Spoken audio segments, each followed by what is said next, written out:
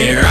What's up, everybody? It's your favorite long-awaited follow-ups, favorite nerd, and today we are looking at the Spark Toys Spartacus from, which is their Megatron from War Within. This is him with all of his accessories, which he can kind of maintain all at one time by holding this gun with tension. It's loose in there, but he'll hold it. The sword plugs in, this cannon plugs onto the arm, and this shield plugs onto the arm. And then we have this bit of business here, which does fire.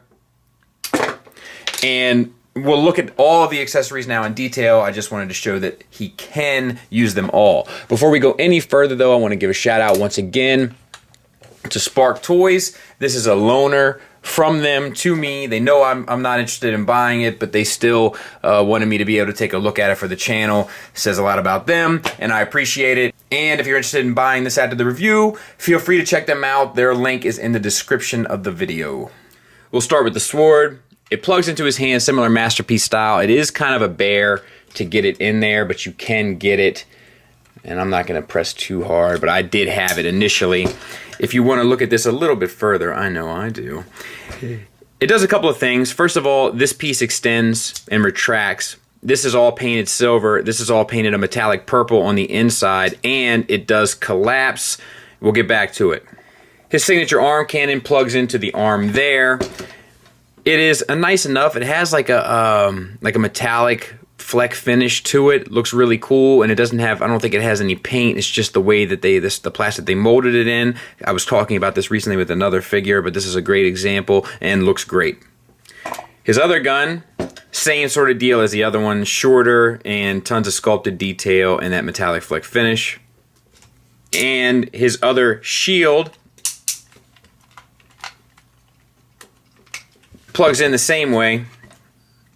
Tons of silver paint, a lighter gray paint, the dark gray paint, the metallic fleck finish on all the other darker gray underneath. There's 3 alternate head sculpts, 2 of which are G1, one with the more serious face, and then one with the crazy maniacal laughing face. And then a different War Within expression, which is a little bit of a strange choice for an expression, but cool nonetheless. They all have the same silver finish throughout, except the G1s have the black paint added to the right above the eyes, the eyebrows. To swap them out, you just grab the face, pull this piece out. Let me get him to stand straight up there for a second. Pull this piece out, attach this piece to these eyes, and insert the new face, and you're done. Gimmick wise, aside from the firing cannon, he does have this thing here which flips open, revealing this, I don't know if it's a dart matrix or whatever it is. What do I know about it? You take this piece out, this has that metallic fleck gray finish, then you can put the batteries in here which will light up this section. And then the switch to turn it on and off is here. And I'm trying to find out what type of batteries it takes. Looks like an LR44, and you'll need 2 of them. And gimmicky wise, there's also these side cannons here. You can extend the kind of element there if you'd like. Now, let's talk about this figure. So the arm cannon, first of all, is ratcheted on this hinge, so you can have it up for a more traditional, or you can have it over his shoulder to fire the missile, whatever you'd like. Has that metallic fleck gray finish, silver paint, red plastic that has a metallic fleck finish to it as well. No issues whatsoever. This thing is painted to the nines. It is beautiful. I'll try to cover it all as we go. So the head is on a ball peg, which isn't my favorite, but you get down to there, up to there, and then the swivel. So not great range, but good down and a decent swivel. Silver finish on the face looks good. We have all of this paint detail on the chest. So we have the silver finish. We have a translucent plastic. It looks like that might just, no, I think that's just the casing to make it light up. And then a gold metallic or yellow metallic flecked finished piece underneath. The same paint is used over here as well. We have red paint and blue paint there. It does get outside the lines. I'll see if I can show you that. I'm not sure if you're going to be able to see it or not. But it kind of looks like light sourcing, so I'm okay with it. We have this purple paint here. The same purple paint is also used here and here. Red paint here on the abdomen, then gray metallic fleck finish inside of these pieces with the silver finish throughout, red paint on the side. Articulation wise, you do get an ab crunch. It's not the best, but you do get it, and back one. So 3 clicks total. You do get the swivel, so no issues there. Even for a big bulky bot such as him, he does have a decent amount of articulation, so that's good. For the shoulders, you have a ratcheting joint that gets all the way up to here, and they finished it underneath with sculpted details, so no no stone was left unturned. You do have to turn it a bit in order to get the full range, but you can get 90 degrees. And then we have that gray finish, that darker gray on top of the silver paint for the accents here, and then Tampo paint there. Caution, it says a bunch of more stuff, but I've got a pretty good vision and I have no idea. We have silver paint here, a gray metallic finish for there, and then more Tampo paint on the side. Rubber tracks around that roll, and you get the swivel. So you can't get any real outward motion here, which is a bit of a bummer, but so you're pretty much limited to here and here. But I've found that it hasn't really stopped me from posing them in any cool poses. Bicep swivel, single hinged elbow that gets you 90 degrees. Yeah, I'd say so. Wrist swivel, same silver finish by the way. Wrist swivel. And then the fingers are on a base pen knuckle, as well as the first additional knuckle for the trigger finger. So that's nice. And then this thumb is stationary. Same for the other side. Now, you have these two things here. They're on armatures. You can kind of move them a number of different ways. They extend out. You can bring them down. I don't know what's there. It is. You can bring them up and around. You can bring them down on his hips. You can kind of collapse them inside. Whatever you want to do to kind of get it to look the way you want it to. And then we have that gold paint on top of those accents there. Really, really sharp looking red paint on the pelvis. We have pelvis flaps, or hips flaps rather. They hinge upward. A little, so you kind of got to move the abdomen out of the way in order to get the full range.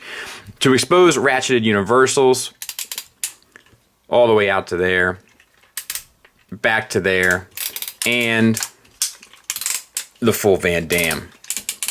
More silver finish on the thighs, thigh swivel, knee 90 degrees on a single hinge, getting you all the way down, or all the way to the back rather. Same sort of detailings for the tracks here. We have more Tampo paint, red paint. There's a little scuff on this one here, but otherwise fine. Red paint on the inside, gray paint. Good grief. More Tampo paint there. Unbelievable. Ankles, tilt down a little bit. No tilt up, so that's a bummer. You do get a toe hinge. It's slight, but you do get it. More silver paint, more Tampo paint, and a ridiculous rocker. The back of him cleans up very well. Really insanely executed action figure. This is 2 for 2 with them. I wish they made something that, like, kind of franchise-wise I was interested in, because they know what they are doing. Size comparison-wise, there he is with an MP car. I don't have the Spark Toys Optimus, so I didn't know what best to do in terms of size comparison, but I can give you measurements. So to the top of his head, he's about probably 8.5 inches standing straight up, 8 1/4 in a relaxed pose. And centimeters wise, that would make him probably 21 inches in a relaxed pose and 21.5 in standing straight up. So let's transform him. Open up these flaps at the bottom of his forearm and tuck his hand in. It's a tight fit, so you got to make sure that you have everything lined up. I'll try to make sure it's right over here. Bottom flap. Tuck the hand in. Close up. On the back, take this section here, untab it, and rotate it down. For the arms, what you want to do is you want to be able to connect these two portions. So make sure his head is straight.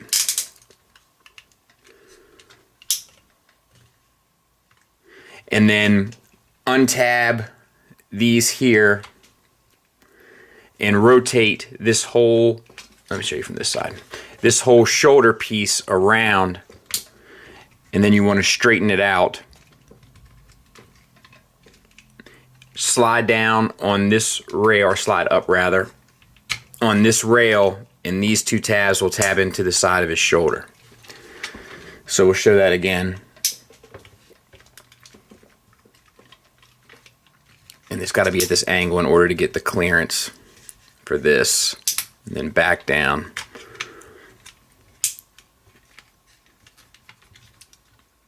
Slide up here on this rail, which is a little snug. and tab in. Pay attention to this port here. Bring these out and rotate them up. Rotate the body 180, and then the back of the tank here will plug in to the pelvis. Now extend this section all the way out. And there's a tight fit in there. It's going to scratch a little bit of paint, so be mindful. And just make sure that this is good to go. You want this fully extended. And this needs to remain tabbed in, or you're going to be hating life later, because this is where everything needs to come together. So on the legs, open up this flap here. This is on a double hinge. Get the double hinge all the way out, fold that flap in. This is a really tight fit, by the way, so be mindful when you go to transform it back to robot mode. Same for this side. Out, rotate the double hinge out, fold that piece in there. Make sure that these two things are all the way up, so to speak. Now, what we want is, we want to see the mechanical side of the leg, like showing that detail there. And we want to rotate at the knee so that the track is facing down. And then we bring the leg all the way up and rotate this down. Be mindful of these flaps, try to keep them up and out of the way. And this will kind of line up here, you see, with these rocket things. And then you want this fully extended. And it's very tight. There's a little bit of rub there. And then this part extended, and then this part down and underneath. And hopefully you've lined it up to a point where once you have it all the way up, you can fold these flaps in, and they'll tab into the front and to this kind of midsection here. And you can check from the bottom to make sure you have it. Like, I got that one fairly right. Now let's see if I can get this one as well. And it is, it's a bit, it's just a really, like, there's no room for error. So that's what you want. Bring this down and tab that in. And you'll also notice that this front is tabbed into the legs. And then you make sure you kind of clean all this stuff up, which I'll do afterwards. And lastly, at least I think anyway, you just fold these down. What's my problem here? Oh, yeah, that's just it. And then this comes to here and tabs in. What was I thinking? It's my 4th robot review today, so I'm getting the feet starting to confuse. I think it's going to be my last robot review for today, because it's starting to get messy. So there. And then that's it for this section, but we're not quite done. You need to apply this. Bring this all the way out. Open these little claw things here, and then you slide them out so that they kind of form the whole front there. And then you take this and you plug it on to the front, and then rock it back a little bit, and there's that. You can store the sword underneath by plugging it in to that section, and then you can finish arming it up by plugging in your fusion cannon to the front, your smaller cannon to the side, and your rocket still plugs in. We'll get it cleaned up, we'll take a look at it. So I think it's pretty awesome. Size comparison wise, there it is next to Tiger Tracks. You know, it's still, it would roll on a surface that wasn't padded. You know, like the detailings and stuff come through. It's amazing how it all kind of fits together. Like, it's a different type of transformation. It's unique. Firing mechanism obviously still works. And you still have this rotation here. You get a little bit of up and down there. You can rotate the front gun. I mean, the side gun, the front gun's not going to rotate. But yeah, I think it works. I think it looks pretty good. It looks dangerous. You know, I dig it. I think they do a pretty bang-up job. And this one's no exception. And it's some interesting stuff going on transformation-wise. Not your average, nor your typical transformation. And you can plug all this stuff in a little tighter and stuff, but you know, it doesn't belong to me, so I want to take a little caution. There it is underneath, And I guess you could probably even turn the head around and hide the face if you'd like. Final thoughts wise, it's really good, but I wouldn't be doing justice to you guys if I didn't mention a few issues that it does have. For one, there's a ton of paint. With a ton of paint comes potential for wear and tear on the paint. Be aware, there are some things happening here, one of which we'll be talking about in a second. Secondly, there's not a lot of room for error in terms of the engineering. Now, that might be a good thing, but it just means you can put stress on stuff trying to get it into the right location, and since there's not a lot of room to manipulate stuff around, everything has to pretty much move a certain way, you want to be a little extra cautious. In terms of the paint, I am noticing, and I'm not sure if it was there before, I'll have to check the footage, because it almost seems like it should be, but there's some wear on the paint around the seams of the joints. Now it looks natural, almost like natural weathering, because it's almost at the bottom of the feet too. So it might have been there and I may just not have noticed. So, update. I went back and checked the footage. It's there.